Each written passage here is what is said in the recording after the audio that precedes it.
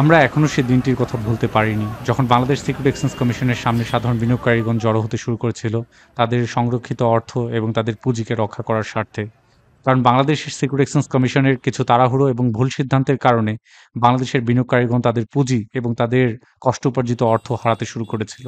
বাংলাদেশের সূচক ব্যাপকভাবে ফল করতে শুরু করে, কিন্তু সেই সময়টিতে বাংলাদেশের বিনিয়োগকারীদেরকে একটিবারের জন্য মূল্যায়ন করা হয়নি।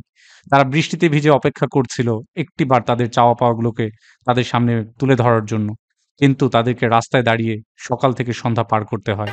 কিন্তু আজকের দিনে যখন এই দুরবস্থা চলছেই এবং এই দুরবস্থাকে কোনোভাবেই সংরক্ষিত বা একটি ভালো অবস্থায় নিতে পারছে না বাংলাদেশ সিকিউরিটি এক্সচেঞ্জ কমিশন, তখন ঠিকই সাধারণ বিনিয়োগকারীদের শরণাপন্ন তারা হচ্ছেন।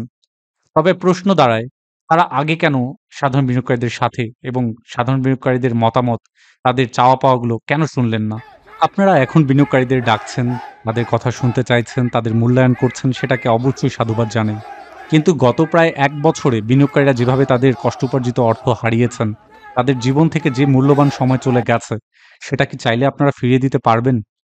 কথা আসে যে আপনাদের বর্তমান সময়ে আপনারা যখন পরিস্থিতি নিয়ন্ত্রণে নিতে পারছেন না, যখন আপনারা বুঝতে পারছেন যে আপনাদের চাকরি কিংবা আপনাদের রুটি-রুজি সামলানোর জন্য বিনিয়োগকারীদের অনেক বেশি প্রয়োজন, আপনারা তাদের ডাকছেন।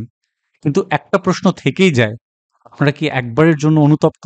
আপনারা কি একবারের জন্য সরি ফিল করেন? আপনারা কি মনে করেন যে এই বিনিয়োগকারীদের প্রায়ই আপনাদের মূল্যায়ন করা উচিত, তাদের কথা শোনা উচিত এবং ভবিষ্যতেও প্রায় এই বিনিয়োগকারীদের মতামত নিয়েই এই শেয়ার বাজারকে সামনে বাড়ানো উচিত?